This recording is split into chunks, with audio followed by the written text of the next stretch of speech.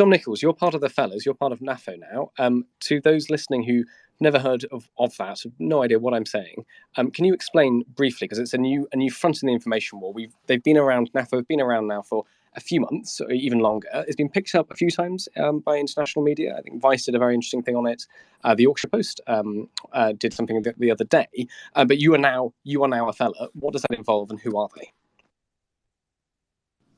Yeah, we've mentioned this briefly a few weeks ago, I think. So this is a fascinating aspect of the information war that's going on here. And I've got a nod to Oz Chatterjee, who's listening in. And Oz, I do apologise if I've mispronounced your name. I'm so sorry. But Oz put out a great thread on Twitter a couple of days ago. You should all go and read it about the fellas and NAFO. So NAFO, what is it? It's the North Atlantic Fellas Organization. That doesn't really answer it. But basically, this is a grassroots counter-disinformation campaign challenging Russian nonsense. So Russia, for years, has been held up as a master of the dark arts of misinformation and manipulating the media landscape, if you like, the information flank of any confrontation. And what's been shown is that meeting Russian absurdity with facts, fact checking and truth just isn't working. It doesn't work because they just deflect and move on to something else, and you never land a blow. It's like fighting with smoke.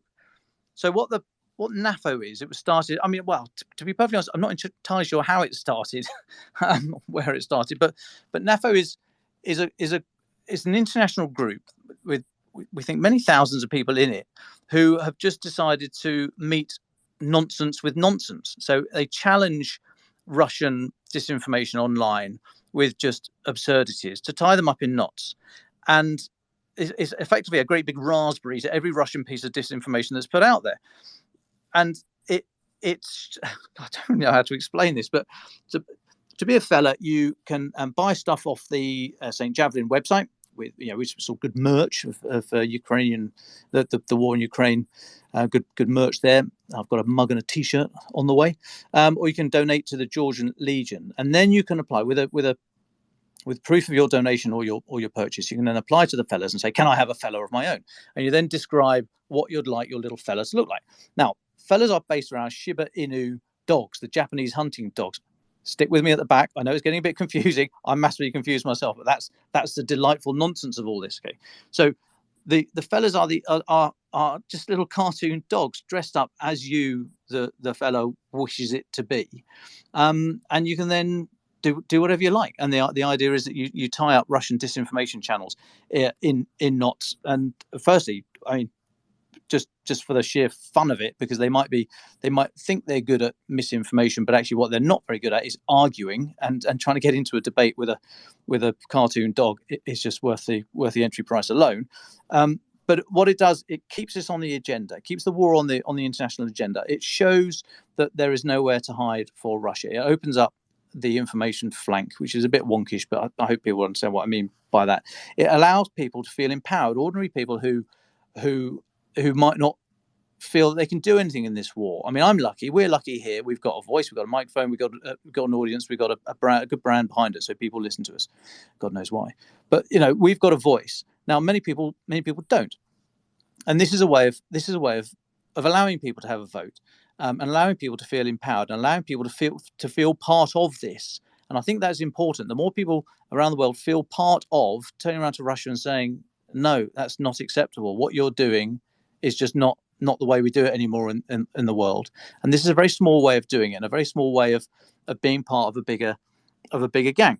Now, as Oz says, and I again urge you to go and have a look at his thread, Russia is now having to devote time to belittling and countering this army of cartoon dogs. It's brilliant, and they're wasting time with that instead of, as he puts it, atrocity revisionism, unquote, which I think is a great way of thinking about it. The more time they spend arguing with cartoon dogs, then the less time they've got for putting out any other rubbish. So it is, it is not, as some people have suggested, glorifying war or making fun of extreme violence.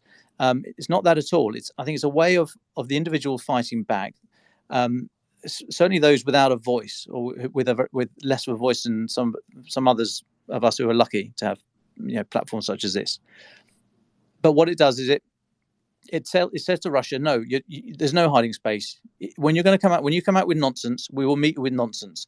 We know it's nonsense, and you try and argue with us, which is absolutely brilliant. So I urge you all to have a look at St. Javelin, have a look at just if you're on Twitter as you are now, but if you're listening to the podcast and you're able to get on Twitter, have a look at hashtag NAFO, NAFO fellas. Just have a look around, and you'll just see you'll see what's going on. Don't be scared when you look at it and goes, that makes absolutely no sense whatsoever. I feel a little bit scared by it. That's you're in the right place. So don't worry about it. I am now a fella. I'm waiting for my personalised fella to come through. I wanted to do it now in time for this Twitter Space and podcast, but the fella Forge is busy making lots of other little fellas at the moment. I'm told.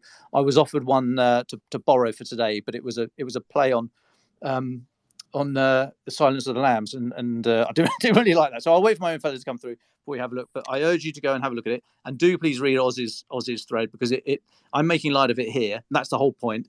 It's to meet absurdity with absurdity and counter Russia's disinformation campaign, and I urge everyone to have a look. Thanks, Tom. Just very quickly, what was the we were talking before this space, and you mentioned a phrase uttered by some Russian official in response to sort of intense trolling by the fellas on Twitter. What was it again? Because that's kind of one of the things that catapulted NAFO to internet stardom. Okay, so this is Mikhail Ulyanov, who's Russia's representative to Vienna, to the international organizations in Vienna. I'm not sure exactly what his post title is, but he's basically a big Russian diplomat in Vienna. He got into a Twitter spat with a fella, which, as I say, the fella's just going to come back with nonsense, and Mikhail Ulyanov bit and was just going round and round and round in circles, just increasingly talking rubbish to each other. And he ended up tweeting this fantastic line. He just tweeted, "You pronounce this nonsense, not me."